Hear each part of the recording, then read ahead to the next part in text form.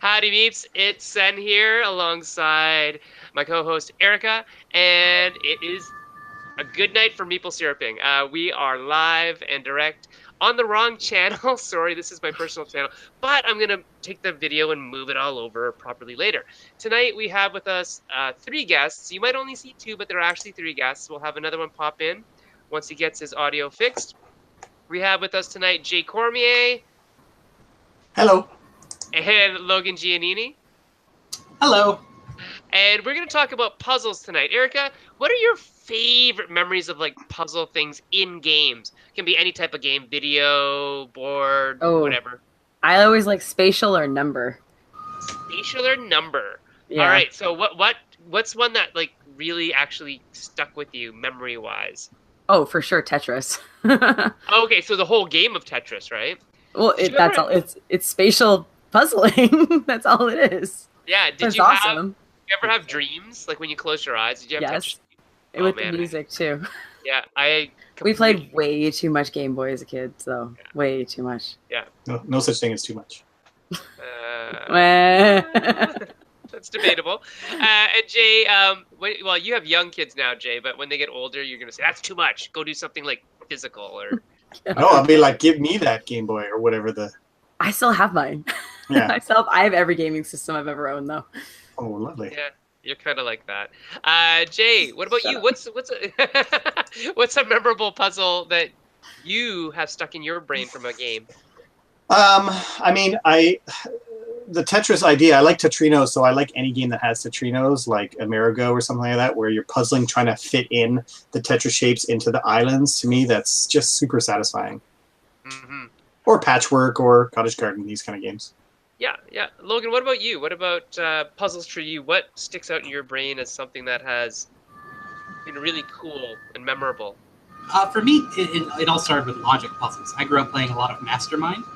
Badly and getting beaten by my older brother a lot, but to me that was kind of where it all started, because it's tough for a puzzle game to I don't know, to be too puzzly. With Mastermind, you set it up and then it's all 100% pure logic, and that was what I wanted from like Battleship, but just didn't get it. But yeah, Mastermind for sure.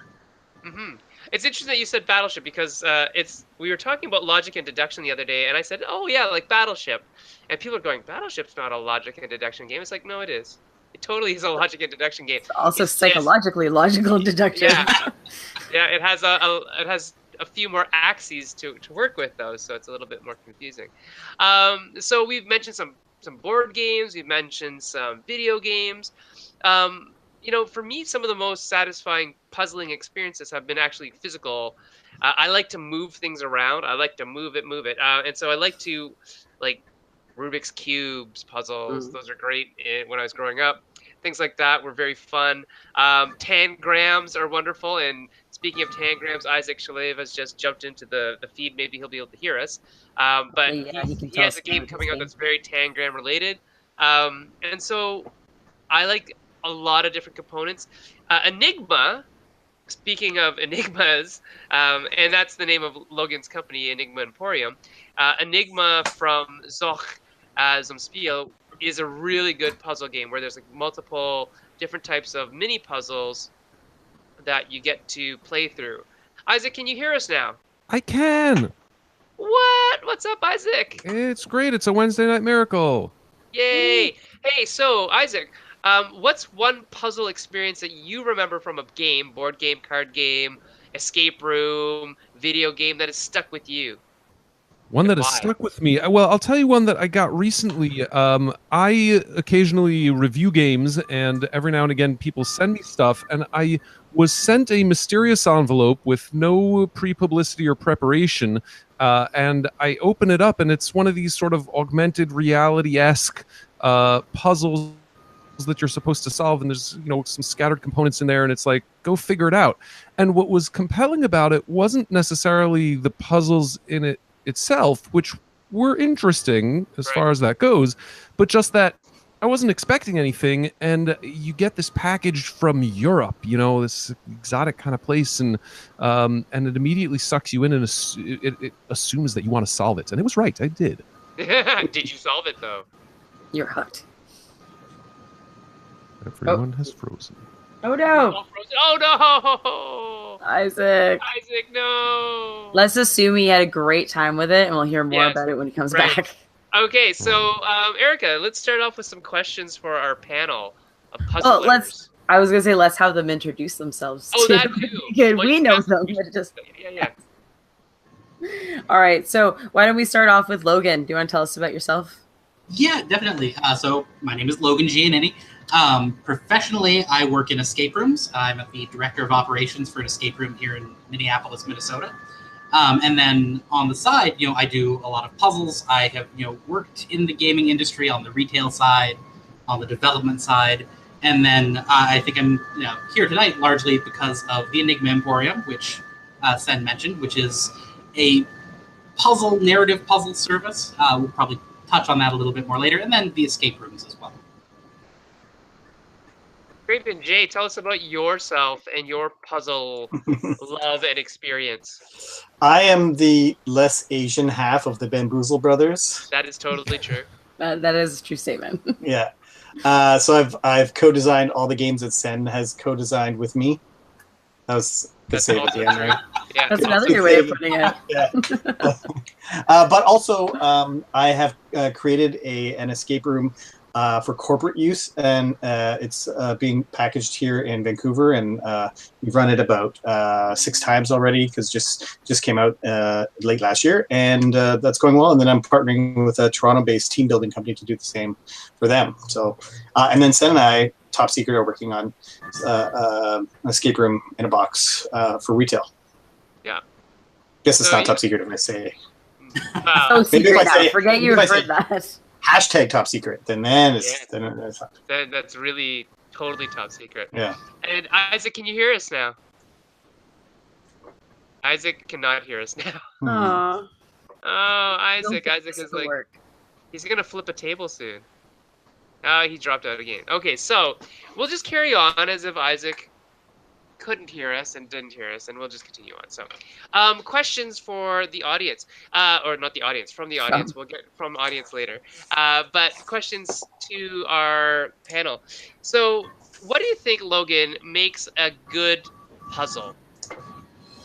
I think this is true of games as well. But it's that aha moment where your brain goes, "Oh, I get it." And sometimes that comes as you're solving it, but sometimes that comes after you've failed to solve it, and somebody says, "Well, try this little thing," or "Look at it in this light." And a good puzzle, even after you need to have it shown to you, you should look at and go, "That makes perfect sense."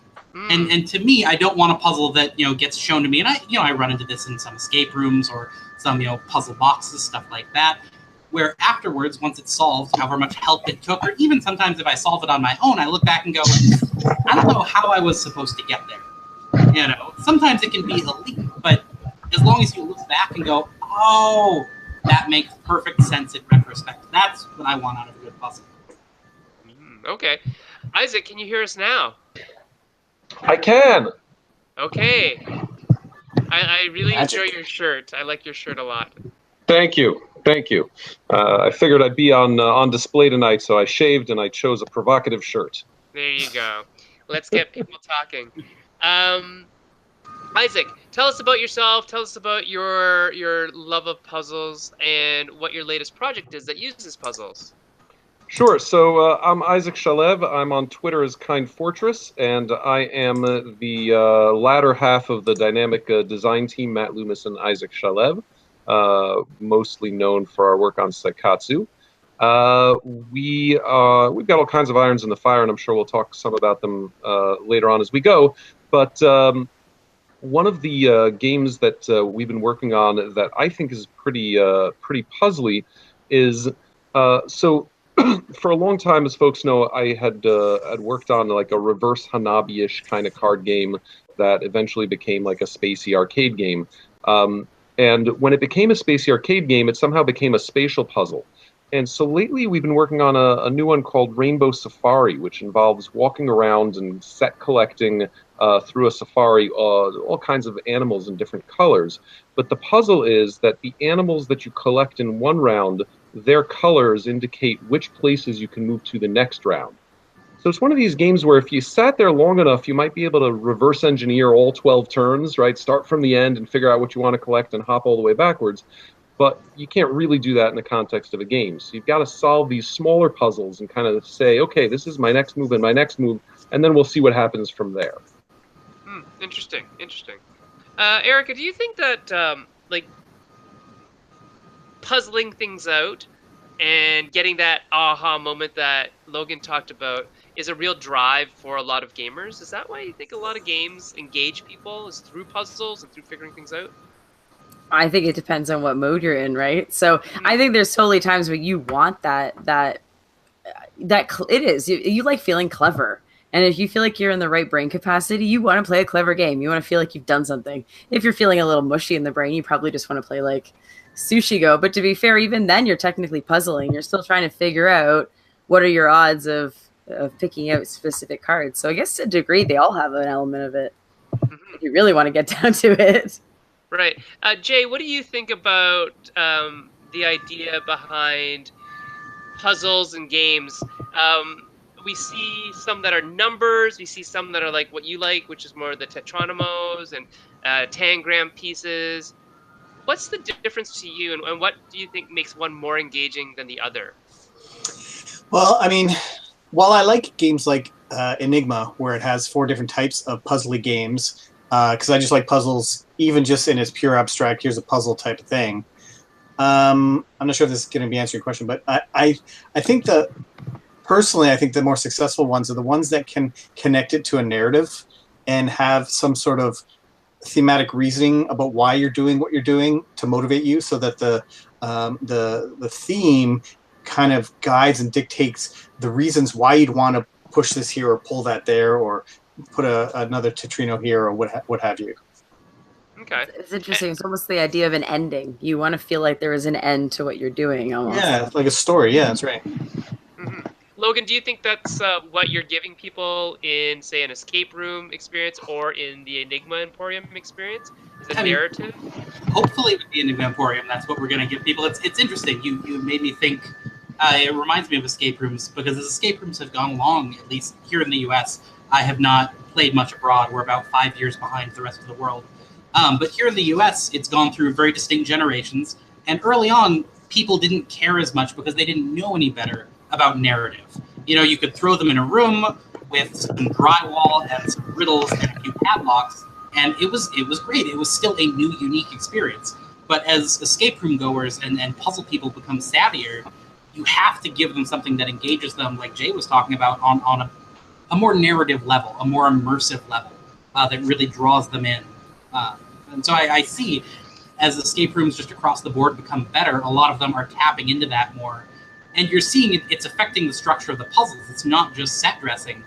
You're seeing people demand and the rooms kind of bend to not include locks, for example, in rooms where they wouldn't make sense. Early on, a padlock could go in a King Arthur-themed room or a science fiction-themed room. Now, the really high-quality rooms, the puzzles bend to the narrative. Right. Or like a black light in a Egyptian tomb. Right. Yeah, that makes sense. That it does, like, things that don't make sense shouldn't be in the puzzle, perhaps, right? Because it kind of takes you out of the mode. Yeah. What would you really be using when you were exploring Egyptian tomb, right? Maybe not a black light. I was gonna say, it sounds like theater is what it's becoming, right? You almost want it's the immersion of it, and you don't want to be taken out of it for technicalities. And I think most people who want to do escape rooms are fairly intelligent people, that they don't want to be like have those little things that are probably gonna nag at them, because it's like, oh, I want to play, but I just keep noticing that. It's like puzzle LARPing. Yeah, puzzle. That's a great way to put it. It's puzzle LARPing. That's awesome. LARPing. We're gonna. Well, it makes me think though that there's almost 2 kinds of puzzles, in that when there's a puzzle that blocks your progress, that evokes in your mind the creator of the puzzle, right? And you sort of trying to put yourself in the mind of the designer, and you, when you solve it, you feel like you've communicated with the designer of the puzzle. Oh, that's what he was thinking. That's what she was thinking. But there's another kind of puzzle, which is the puzzling out that you do in a game, where maybe there isn't necessarily one solution, or your progress isn't blocked as much as you're trying to make a good choice. where none of that happens, where you don't have that avatar of the designer. And that feels like a different kind of puzzle, but I don't know if anyone has ever thought of it in that light, but for me, it's a huge deal. Am I talking to the designer, or am I puzzling out a strategy? I would say there's even a third level, Isaac, in that instead of just that's what the designer thought, I would like to achieve a goal where the people think, oh, that's what that character thought when that character made that puzzle. And the theme and the story of like that haunted house or whatever it is, and it all makes sense because of the painting and it had that itch. I get it. I think you're. Oh, sorry. I was going to say. Yeah, I think you're also describing the difference between a puzzle that has a solution and doesn't. Yeah. You know what I mean? It's just. I think they are really two different types of puzzles. You're kind of talking about. Sorry, Jay. Sorry, Logan. Go ahead. No. It's okay. I think that's part of what leads to a medium to small group of themes that you see in escape rooms. Because a lot of times, people want that to thematically make sense. Why am I here? Oh, I'm in a detective's office, or oh, I'm trying to defuse a bomb. It's amazing once you start going around playing escape rooms at different cities. There are about 5 to 10 that you see everywhere. That's right. And that's not a bad thing. They're all done differently. I love playing the same theme over and over again because they're always different. But I think you're kind of tapping into why that is. You want that narrative that makes sense, and not every narrative fits an escape room. Or easily, anyways, that people can instantly grok and are willing to pay, $30 to go. And has that urgency of like, you got to get out. Yeah, right.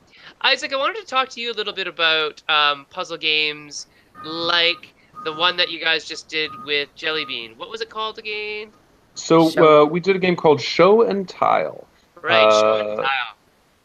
Yeah, so it's interesting because Show and Tile, the setup is that every player has some tangrams, and they get cards that have some words on them, and you choose from among those words a word that you want to make using only your tangrams. And everyone's doing this simultaneously, and then trying to guess what everyone has created. And so it's interesting because tangrams are, of course, an ancient Chinese puzzle game where you use 7 different shaped tiles in order to create the silhouettes of just a huge variety of figures. It's incredible how many can be created out of these 7 simple shapes. But Show and Tile sort of turns the genre on its head because we give the players the freedom to match to the word. So there is no one answer to our puzzle. There isn't, this is how you make the candlestick with the handle, right? There's a word candle, and it's up to you how you're going to represent it. And there's many ways that you can represent it with the tiles that you have. Right, so there's no one right answer. It's not like you're trying to build the specific image. You have to communicate that word through the tangrams. Right, and like many other games in this genre, the best possible sculpture, the best possible artwork that you can create using these tiles is the one which only one other person at the table guesses, right? Because you'll score so long as at least one other person guesses, but other people guessing correctly adds to their score. Right. So you do have, in the case of a simpler word like candle, you do have some incentive to think about how to maybe obscure or obfuscate. So you're solving a different puzzle. You're solving the puzzle of how to communicate to only one person. Right.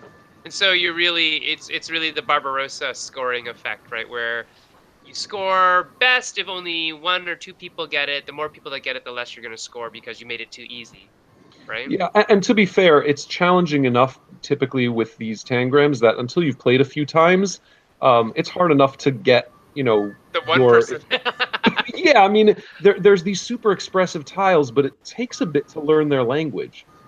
Unless you're ancient in Chinese like me, and then you just gotta know them. Well, we used to play speed tangrams. Like there was a game called Tangos, which was essentially 2 sets of tangrams, and you'd put up a card, like the case was made so that it could hold up a card face up, and you'd sort of speed tangram trying to solve before your friend. And when I was in college, that was an extremely popular game for like smart people to outsmart each other.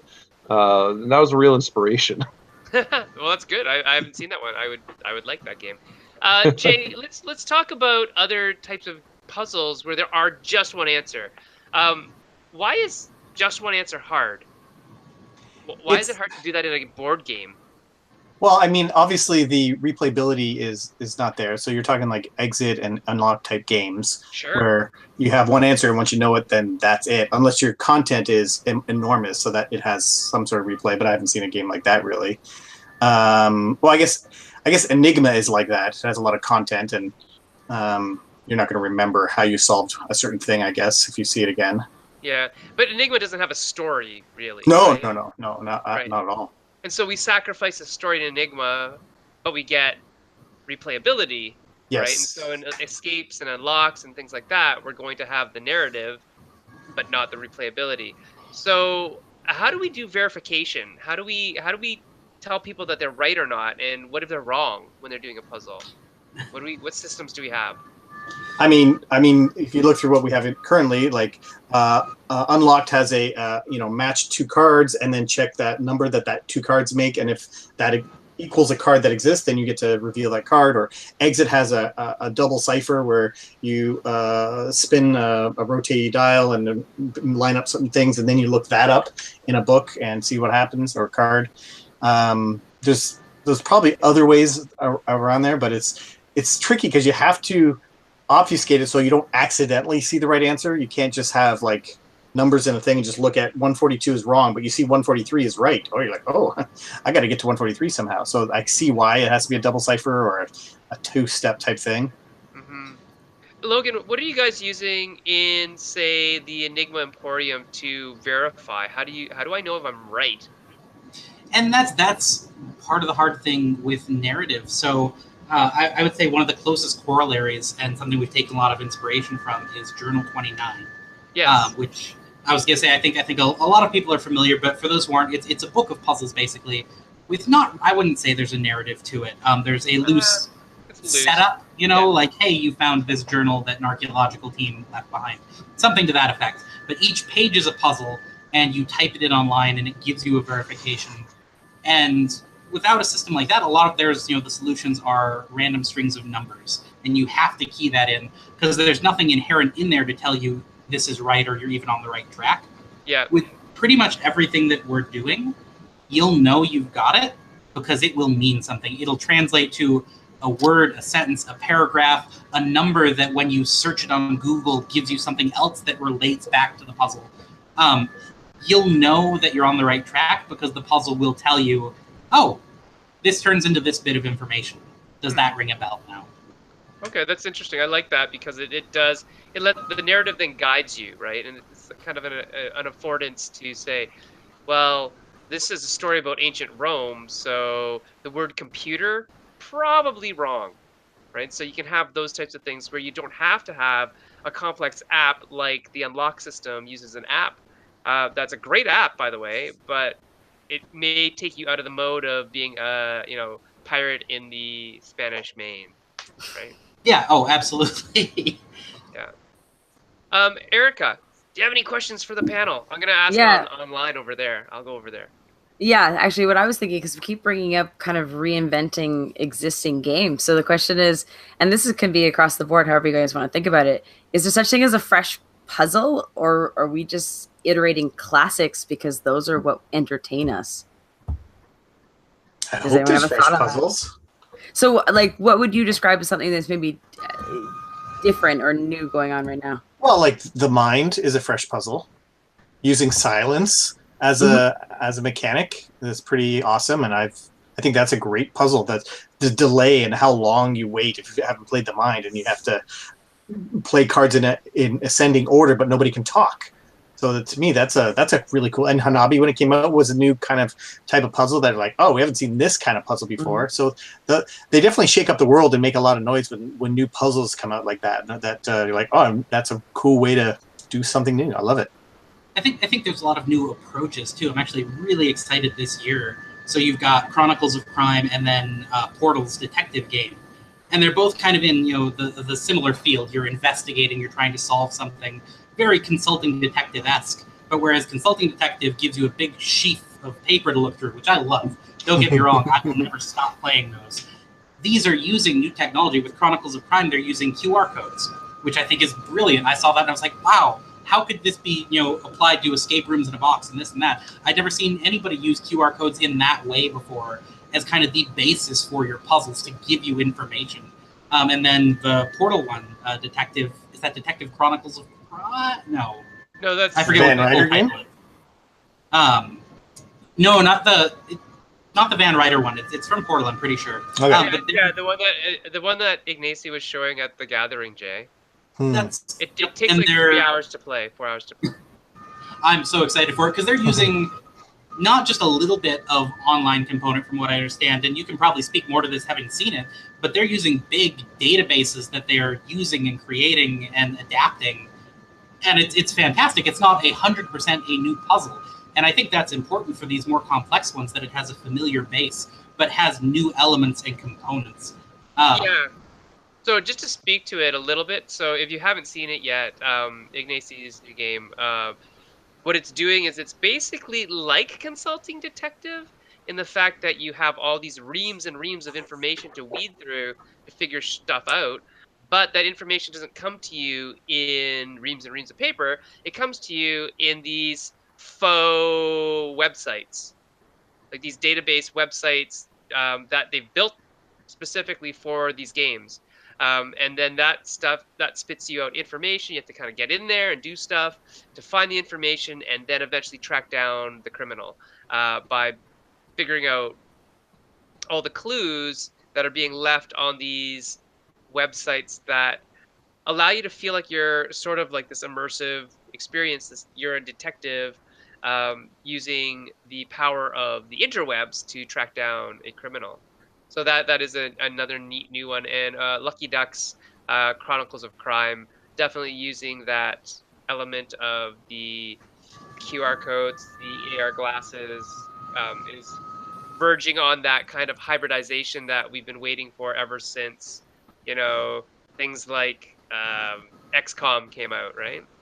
Isaac, bringing you back into the mix, have you seen anything really innovative in puzzles and games that you'd like to talk about? Well, it's funny because as I've been listening to this conversation, I've been wondering about the distinction between puzzle and mechanism, because when Jay mentioned the mind, my first thought was, is that really a puzzle? Those are fighting words. What do you think, Jay? Is that really a puzzle? Well, I mean, sure. There's a puzzle to it. It's something to figure out. Okay, Isaac, back to you. Well, so I look. I don't know if it's a puzzle or not. And the semantic conversation is the least interesting one. But what the reason that I brought it back out is to say that when you're missing information, right, that any type of missing information can be quantified as a puzzle, and you can, or defined as a puzzle. And then the question is, from a design perspective, is which types of information have we never taken away before, right? And so, Hanabi, we never took away what you're holding in your own hand. What does the puzzle look like when you do that? In the mind, what we're taking away is really the ability to learn in any way except non-verbally and almost sort of non-explicitly. Yeah. And so what more can we take away? I actually think that one of the most interesting experiences I've had since I got into game design was when I played Emperor's New Clothes, which is going back quite a few years now already, maybe quite a few years, 4 or 5, but in game design that feels like an infinity. But that was Jonathan Liu's game, and there wasn't really a game, except there was most of the components. I mean, all the components were just blank, and there was a tiny bit of a rule set, but basically you decided how everything worked within this extremely light touch framework. And I think in many ways it was ahead of its time. But thinking about it as a puzzle is really interesting, because what he took away was all the content, literally all the content, and said, figure out this game. Figure out how this is a game. Yep. Is that kind of like Zendo, that kind of thing? Where where one person knows the rules and everybody else has to kind of figure them out by them saying yes, no, that can't be played there, that kind of thing.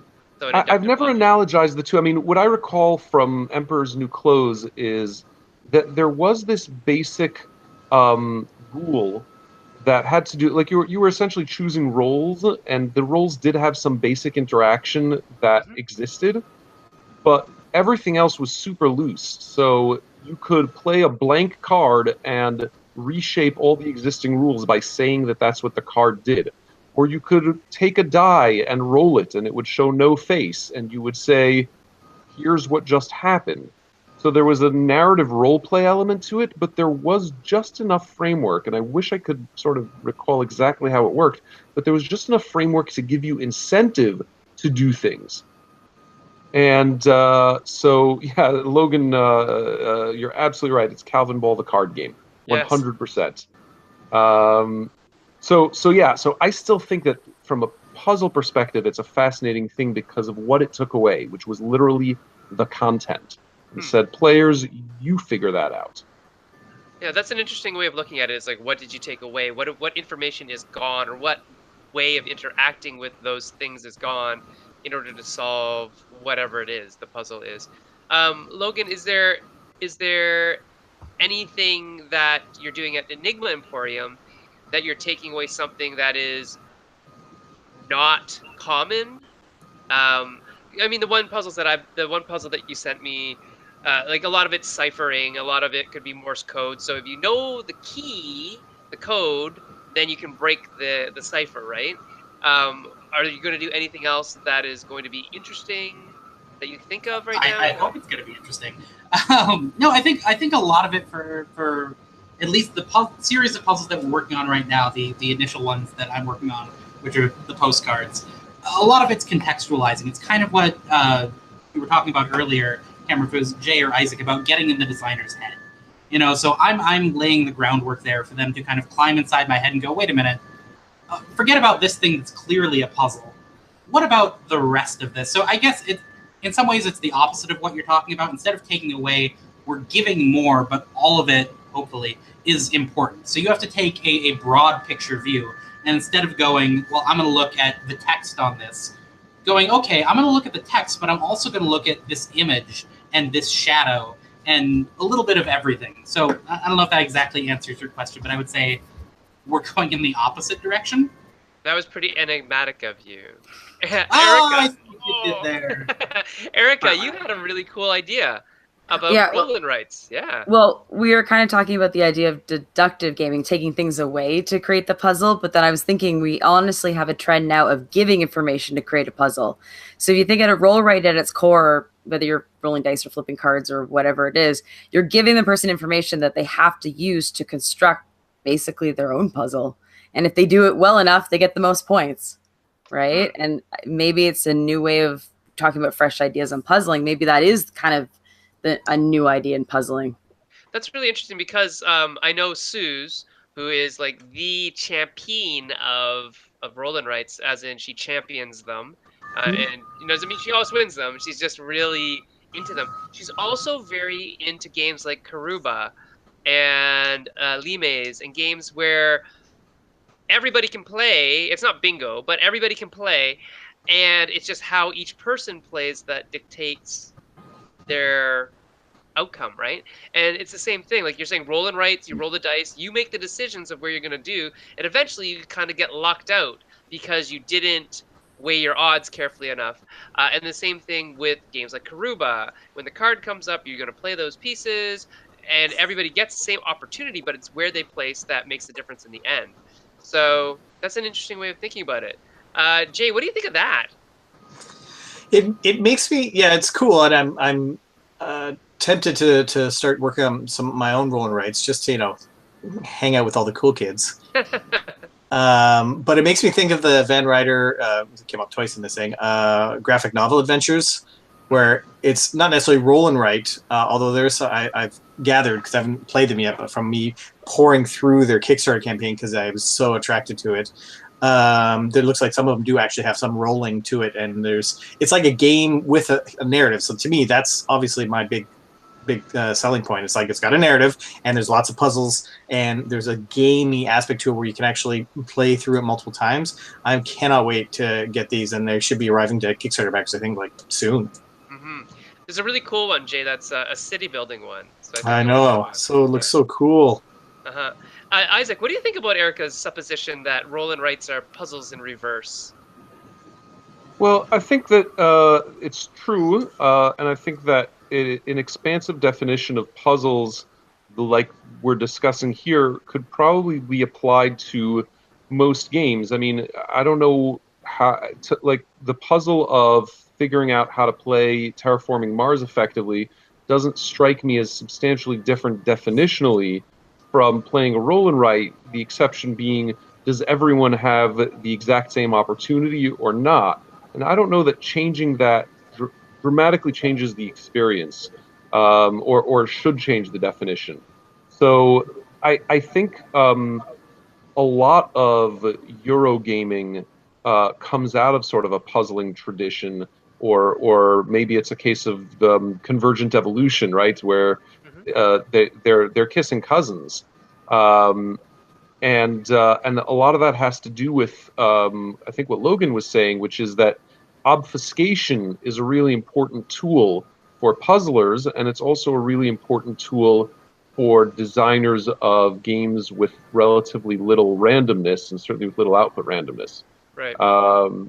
You have to obscure what the best moves are, and you do that through complexity, through too much noise and not enough signal, and those are all puzzle techniques. That's really interesting as well. Like bringing it back to puzzles, pure puzzles. Has anybody here done a puzzle hunt or created puzzles for a puzzle hunt? What's a puzzle hunt? Oh well, who said yes? Isaac, did you say yes? Oh, Isaac did. Okay, Isaac. So you get to define it and tell us what it is. I mean, essentially, a puzzle hunt combines like a scavenger hunt and a puzzle. So there's a bunch of ways to run them, but basically, you're looking for pieces and clues and constructing them often together. So often you're not. You might be part of a team, and a number of you are doing this, or it might be a fully collaborative puzzle hunt. So you might be both looking for things and then finding them and combining them in different ways to give you further clues as to what to look for. I think that's the best I can do on one foot. So a puzzle hunt, is basically in the real world or online, going with a team, solving puzzles, and moving from puzzle to puzzle. You can't go to the second or third puzzle until you've done the first one. Typically, some of the online ones allow you to go around. There have been until last year I think was the last year that Mike Selinker and the Lone Shark team did their puzzle hunts at Gen Con. And you just go around and see a sign and solve the puzzle. And there was like 50 of them for the 50th anniversary, I think, last year. If I remember correctly, I didn't do them all. But they're just puzzles, and you just go around and do them. And so I think at the gathering, Jay, Waywad used to do something, puzzle hunty thing. Yeah, I think so, yeah. Yeah, we just never had time to do it. And often the puzzle is in trying to figure out what you have to go collect. And you have to solve the puzzle to figure out what do we have to go get in this scavenger hunt, because it's a puzzle to even figure it out. Yeah, sometimes that's the way it is, right? Yeah. And so there's a lot of different things that people are doing with puzzles. So is it a game with puzzles? Is the game itself a puzzle? These are questions I have, and I don't really have the answer, but I kind of want to think about it a little more. Oh, and for all of you who are out there wondering why Isaac is really good at defining things, it's because that's kind of his jam. He's wanted to actually, and I think, John and Travis and you, Isaac, have been thinking about putting together like an actual, not a codex, but like definitions of game design terms, right? Is that a thing still that you're interested in doing? So I guess I'm involved in it in a few different ways. I am working with Jeff Engelstein on a secret project. Oh, you're the one! Not yet to be announced. That's awesome. Announce it. No, so it's totally in that genre. And separately from that, I blog about patterns in game design, and a substantial amount of that is kind of grouping together ideas and trying to give more shape to our overall language of gaming, and of course project with John and Travis, which is attempting to be a bit more definitional, like taking specific terms, and I do a little bit of that too in a game design glossary. Yeah, I like defining things, but it's not because I think any of the definitions are right. It's because I think definitions are useful, especially if you know at what point they start being wrong. Yeah, that's a good point. Very good point. So yeah, but I mean, coming back to puzzles and puzzle hunts and are they games and so on. Look, they're in a family that feels super familiar, and I don't know if a mega game is a LARP or an RPG or a game, and similarly, I don't know if a puzzle hunt is a puzzle or a game or a puzzle game or a game with puzzles in it. It sort of doesn't matter though, because the stuff that makes it connect to you or not is sort of its exoticism, right? Like, you can't do a puzzle hunt at your board game store when you go for board game night. Like, that's not the context in which a puzzle hunt works. A puzzle hunt depends on having a team that you're doing it with and having some event that it's framed around and so forth. So it's sort of this, it's a hothouse flower, and that's where it lives.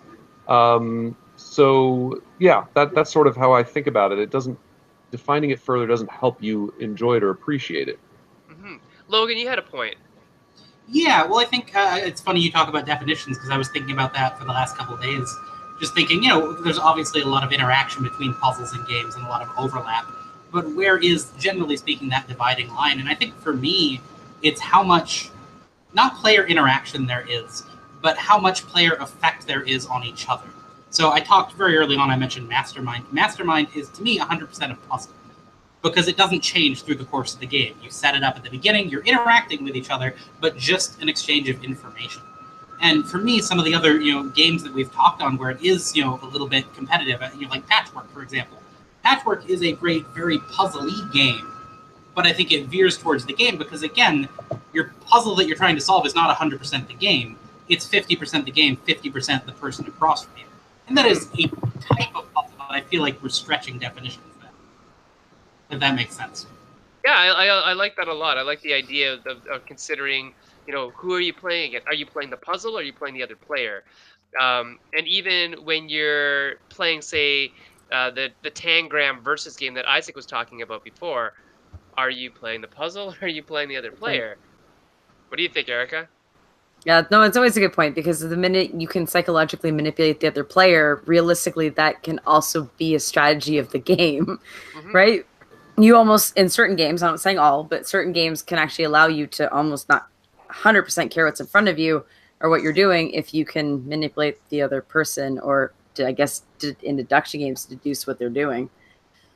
So is poker a deduction game? The way it's pretty professionally, yes, it's odds, and it's odds combined with psychological manipulation. Yeah, you're right. That's awesome. What about Mind Trap? What are you talking about Mind Trap on the feed for? Oh, okay. Do you guys remember those where there were those word puzzles that only had one answer, but you got it took you? They were the most convoluted thing, but it was still logically okay. Do you remember what I'm talking about? That was the worst worth of that game. Like those games where it'd be like, or you do them as kids. You'd be like, there's like a dead body in the middle of the field, and there'd be they surrounded by water, but there's no water within so many distance. Like, how did he get there? And you had to figure out how he got there. Do you guys remember these games? I do remember those now. Yeah. I guess they're almost like a 20 questions kind of thing, but in a creepier way, I suppose. Yeah. Well, I know that Z-Man, maybe 2 or 3 years ago, had released those dark stories, which are basically like those. They were actually real things that happened, most of them. Well, all of them, I think. Murder cases and crimes. But yeah, I mean, they're just like questions, and you have to talk about it and think about it. There's no real rules. There's only one answer. It was interesting. Like is that a game? Is that a puzzle? What is it? Yeah, it's almost like a talking puzzle, if I was going to put it that way. We were talking about the idea of puzzles having an answer. It is something that has an answer. Sorry, go ahead, Isaac. Well, no, I was going to poke at that multiple answers issue. So a recent game from Cosmos called Dimension is a puzzle game, to at least by my view. Basically, you got 3 spheres in 5 different colors, so 15 total spheres that you're arranging in a pyramid 3-dimensionally, and you have to observe up to 6 different rules, and the rules flop out of a deck. So you turn over a deck of cards, and it'll say, you know, 4 blue spheres. So you need to have exactly 4 blue spheres in your puzzle. And another one will say, oh, nothing can be on top of a blue sphere. And another one will say, you know, you have to have a combination of 3 white and orange spheres, right? And all kinds of rules like that. And you flop 6 of them. And everyone works to create a pyramid that observes as many, if not all, of these rules as possible in order to score. Right. Now, it's clearly puzzly, right? When you're doing it, it's a puzzle.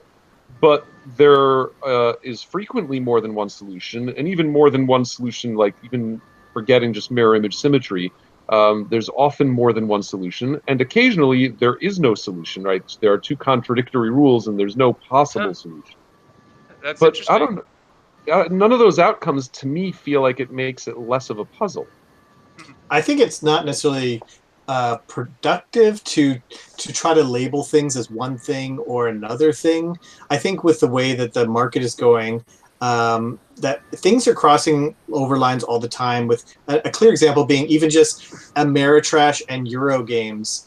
And that used to be way more distinct early on, and now it's getting a little blurred, and there's a little Ameritrash and Euro games and vice versa. And now, like, if you had those sections in your store, it'd actually be hard to classify and actually put some games in some. And so I think it's similar with puzzles. It's like, tangrams, as you said, Isaac, used to just be a puzzle, but now there's games with tangrams in them. And so I think it's a good that we can't classify and label them. I think it's breaking down barriers and making new ways to look at things and appreciate these puzzle/games or whatever fun you want to call them. All right, so Mr. Shady is lying on a bed, and on the floor beside it is a pair of scissors. The scissors were instrumental in his death, yet there is no trace of blood. Mr. Shady's body reveals no signs of any cuts or bruises. How could he have been murdered with a pair of scissors? That's a mind trap question. I give 2 possible solutions. All right. And your tank was cut. Oh, okay. What did you say was cut? It's an ocean bed, and his air tank was cut. Yeah. Okay. I was gonna go along the idea of something got cut open, right? So that would have been one of my first questions. And then if it wasn't cut open, I would have said something was on the scissors that it went in through his hand, like if it was a poison or something like that. Okay. Right. I assumed that his the heart-lung machine he was hooked up to had the electricity cut, or possibly the scissors were used to open up some kind of poison canister, right, that released a poison gas into the air. Right. Jay, what's your answer? I like what they said. They're all logical. They're all correct. Yeah. So here's the answer. The answer That'd be crazy. Mr. Shady. No, it's not really. Mr. Shady. It is because we don't think about these things anymore. Like literally. These are things from like the 70s and 80s, and we don't think about them anymore. Mr. Shady slept on a waterbed. I was going to say, is this a 2-minute mystery? Do you remember those 2-minute mysteries? Very similar. Yeah. His assailant used the scissors to cut the bed open and drown him. That's... So... The funny thing is, I feel like I remember that exact one. That sounds so familiar now that you say it. How terrible is that? Yeah, I have objections to that one because I feel like if you try to drown someone, the body's going to have some bruises on it. Yeah, there'd be a signs. Yeah, that's... Maybe he's a really heavy sleeper. Signs of story. There'd be water splash everywhere. Yeah. Maybe he's drugged. I don't know. Yeah. So we're calling hacks on that one. Okay, cool. So yeah, and I think that games and puzzles. So we had talked about verification. What about giving clues? How do we give clues? Yeah, I was going to say a big one for you guys, because I've heard this from a few people trying to make any type of puzzle game or any type of just an exit game of some kind sort of idea, is the puzzles are too hard for people to do. Like when you're first testing them out, so many people say, I just had to make it easier. I just had to make it easier. Is that because we're so clever making the puzzle that you think other people can get it? Or have you guys noticed that kind of thing? This happened. This happened exactly with my escape room in a box that I created for corporate use. And after 5 playtests, every single time, the tweaks were always make it simpler, make it simpler, make it simpler, make it simpler. Now, it's not just making it simpler as in the puzzle was too tricky, because I bet you I could give you the 2 or 3 components for this one puzzle, and I bet you, 80-90% of people could figure it out. However, when you put this in a case or in a room, escape room, or however, in my case, was a case, with 10, 12, 13 other things, now trying to identify that these are the 3 things you need to solve this puzzle, and these are the 4 things you need to solve that puzzle, that obfuscates it so much more that we had to start to figure out ways to identify and group the puzzles together so people had a little bit more help in understanding that these 3 things went together so they could get to the next step of then solving the puzzle. Yeah, I think the Exit series takes that approach, and the first clue, and you can for every puzzle you can get 2 clues and then finally the solution. And the first clue is always, this is what you need to have found. You need to have gotten to these cards. In other words, this is the information that you need to solve the puzzle at all. So if you haven't gotten the information, stop trying to solve it. You can't. And that's super critical. It goes right back to what Jay was saying, right? Defining what do you need to even do this. And the next level is what we like to call scaffolding, where you have to let players have some victories and progress and feel like they are progressing. And if it's just a bunch of puzzles all at the same time, it gets really chaotic, and it's really frustrating, too frustrating for players. So they have to have a feeling of like, hey, we did that one thing, cool. And now we got this new thing, and we get to do, okay. And this whole idea of like layering it on and getting, and if you can, have the actual curve of difficulty increase as they go through the puzzles.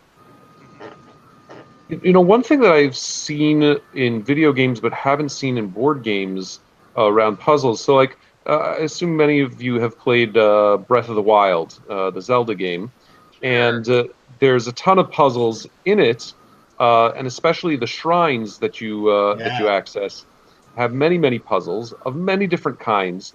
And one of the ways that the game approaches this issue of solvability, aside from the meta reality that people are going to post walkthroughs on the internet, right, is optionality. There's hundreds of shrines. I don't know how many. Something like 200 shrines. You really don't need to do any of them. It certainly helps to do about 50 of them if you want to sort of beat the game. So if you come across one and you can't figure it out, or I remember there was one that you could figure it out. It was one of these where you pull different levers or you shoot arrows at different levers to make things spin and so on. You sort of have to figure out the right sequence to do it all. And I was like, this is kind of a pain in the ass, and I don't want to do this one. Like, I don't even want to watch the walkthrough and like follow it. It's just this is tedious. So I was like, whatever, I'll just skip this one.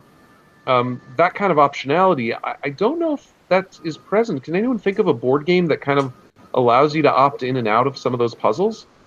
I can only think of the app for Mansions of Madness. Yeah. Where you can get pulled into those puzzles. You don't actually have to do them, but they're all puzzles to kind of get to that next piece, but there's always another way of doing it. It's the only thing I can think of right now. Yeah. But I think that's a good idea of if you want to go the puzzle route, you can do that, and you get a different answer, or you get a bonus. But if you don't, you're going to go brute force, or you're going to do something else. I think any of those trails, those might be really good options for a game where different play styles get rewarded differently. I like that idea. I don't think I can think of a game that does that very well. A video game there was that Indiana Jones and the Fate of Atlantis. It allowed 3 different ways of... Yeah. It laid 3 different ways of playing, like a puzzle way, I bought a that brute on Steam force. for the boys. Yeah. Well, I remember Hero Quest, or Quest for Glory, I guess, did that, but it folded it into the class system. So if you were a warrior, you had more, you went a fighty way through the game, and if you were a mage, you could do the spells, and if you were a thief, there were literally parts of the game that you couldn't access if you didn't play one of those roles. Oh yeah. When it turned more into an RPG than a point and click, right? Yeah. I wonder if some of these, I haven't played all of them, but some of these legacy games are doing that. Is games like Charterstone or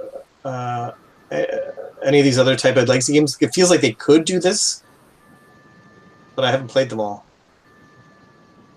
Seafall kind of comes close to that, sort of. but not like it's still not solving puzzles in the way that we're talking about. It does allow you to sort of sharply define your style of play. Sure. That's kind of where everything's on a spectrum, so they're sort of reaching each other there. I think you can manage some of this too in terms of how linear your puzzles are.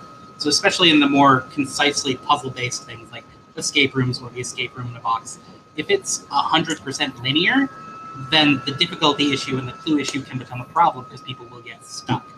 If there's a lot that can be done at most times, then they can put it down, pick up something else, and come back to it later. And I think that's, balancing that in the design is an important thing. Yeah, I think that's a good point, Logan, is that people want to feel like there's in escape rooms a linearity, a story. And so if all of a sudden there's puzzles that you don't have to do, they're optional, but actually I would kind of feel gypped at the end. I'm like, well, why did I solve those puzzles over there? Unless I guess it gives you some sort of benefit, but if it doesn't help me exit the room, I don't get why I would want to do it. And it can help you ultimately. So in designing the escape rooms, it's really, really important to make sure, and this is slightly, not exactly corollary, because for a puzzle game, it might just be 1 or 2 people.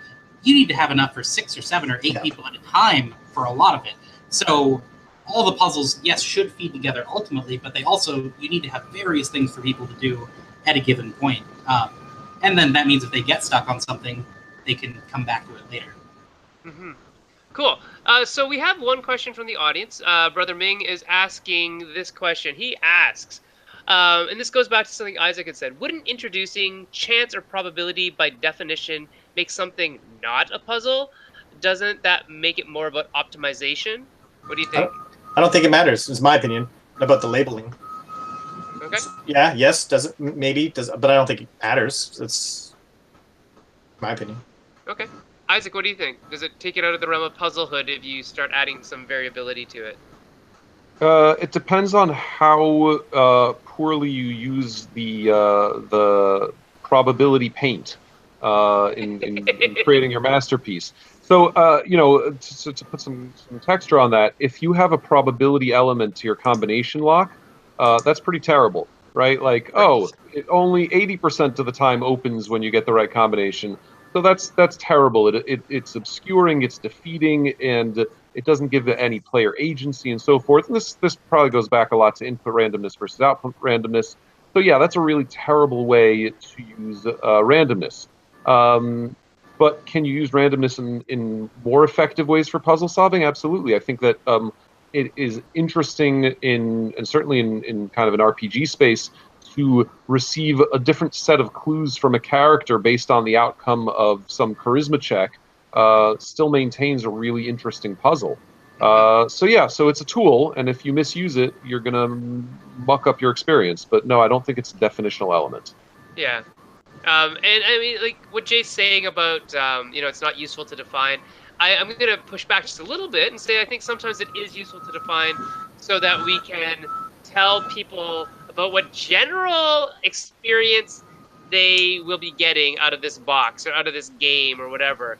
Because we often use phrases like, oh, it's got a puzzly element to it. Or, it's got a lot of dice combat. It's a real dice chucker. I think it's fine as a descriptor, just not as a label, like this is a puzzle or isn't a puzzle.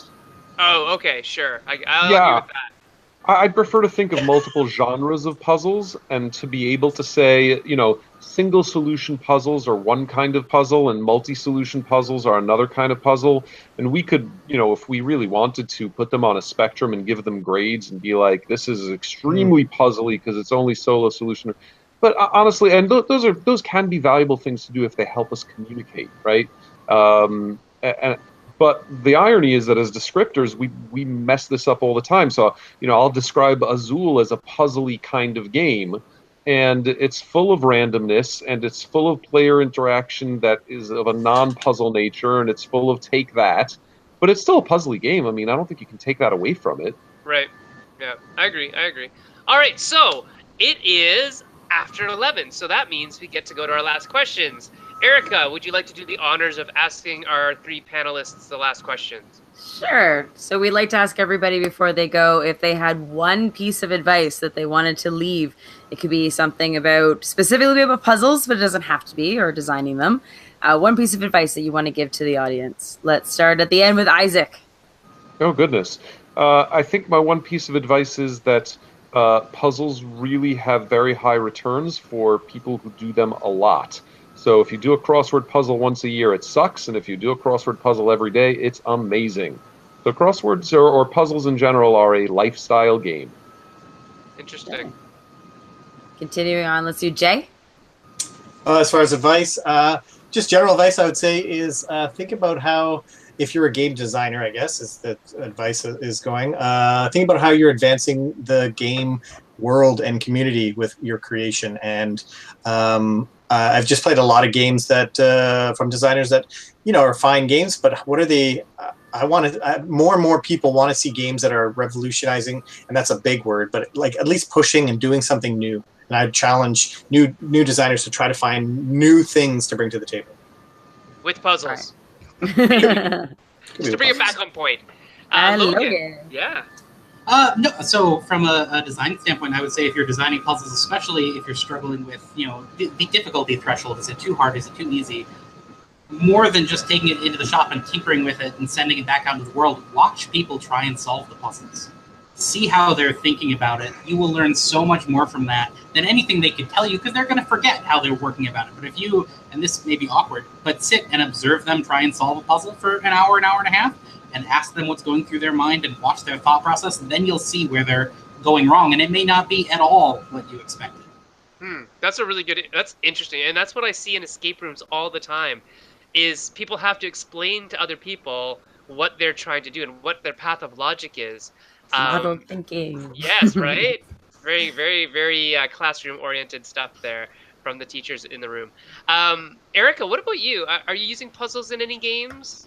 I'm trying to think. I guess I don't know if that's my thing so much. I mean, I'm playing with a tile game right now, but I'd like to. I always pick something I've never done before and be like, I'm gonna do this, just see how it goes.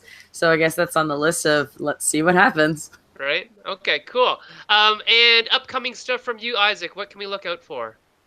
Well, Show and Tile will be hitting stores this fall. I believe we'll have it for demo at Origins, and I believe we'll have it for sale at Gen Con. I think that's a true thing. So that's the next thing that you can find coming out for me.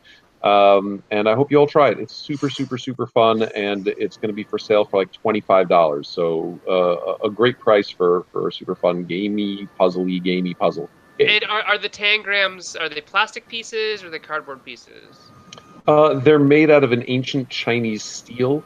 The steel of my people. Awesome. Exactly, the steel of your people. No, they're a chipboard, so they're easy to manipulate, and they are super, super, super expressive. It's just amazing. With double-sided 2 colors, you can do contrast. Nice. Yeah. It's a lot of fun. There are videos online. We put up pictures of stuff people have made. There's these incredible scorpions and trains and all kinds of crazy things. My personal favorite, maybe I'll put this up in the comments, is a guy sitting on a can. With by can you mean like washroom can? Yeah. Okay, cool. Jay, what are we expecting from you? In the puzzly world, I'll say that I just signed this week a game with fellow game artisan of Canada, Graham Yans, called In the Hall of the Mountain King, which has 2 puzzle elements to it, which I really am proud of. That one, you're hiring trolls, and when you hire them, you put them into your own collection of trolls in a pyramid fashion, and when you place it, you activate that troll and every troll underneath it. And that part is fun to try to puzzle out how you can maximize your efficiencies of your income, but then you use all those resources to build Tetris-shaped pieces into a mountain in order to achieve certain goals. Right, and that should be coming out from Kids Game Tables or Burnt Island. We're not sure which. Burnt Island. Okay, Burnt Island. Okay. I was super hoping, Jay, that you were going to tell me that these trolls were like a symphony orchestra. I know. Playing in the Hall of the Mountain King. I thought that's where this was going. The whole genesis of the idea was the fact that song gets bigger and bigger and bigger and louder and faster. And that is Jay's favorite song ever. Yeah, it is my favorite song. And so the cascading of getting more and more resources as you get more and more trolls feels like the song. Cool. Cool. And Logan, what's coming out from you in the near future? Yes, so, mentioned it a couple of times, but it's going to be the first installment of the Enigma Emporium series. So the Enigma Emporium being kind of the blanket term for everything. Each one's going to be a different artifact or set of small artifacts. So I've got some of the postcards here. None of these are actually what you're going to get because this is an old prototype, so no spoilers. But each one will be very small and self-contained. I know we're looking at down the road, slight spoilers, doing a deck of cards with a story and puzzles, laced throughout it. So that sort of thing. And the first one being the postcards, which we're looking at Kickstarter in Q3 or Q4 of this year. Okay. So watch out for that on Kickstarter. Erica, you wanted to mention something. Yeah, I realize the closest thing I have to a puzzle right now, which again, it's a bit area control, but it still has those elements. I've got a co-design coming out with Daryl called Bosk, which is like a small wooded area. Yeah, so you're trees, but what you're actually doing is you're controlling the ground with your leaves, but you actually have to strategically move around people. So you're kind of creating these trails of almost like tetradrachms, if you want to think of them that way. So I guess I could see it being described as puzzle. Very cool. And I'll mention one that's coming out from Jay and I, and with Daryl. This guy leaves the show, and he still gets talked about every show. Daryl and I and Jay and I designed the game. Daryl's going to be publishing it under Meeple Games. This is like breaking news, so I don't even think Daryl's told anybody. But You'll hear it first.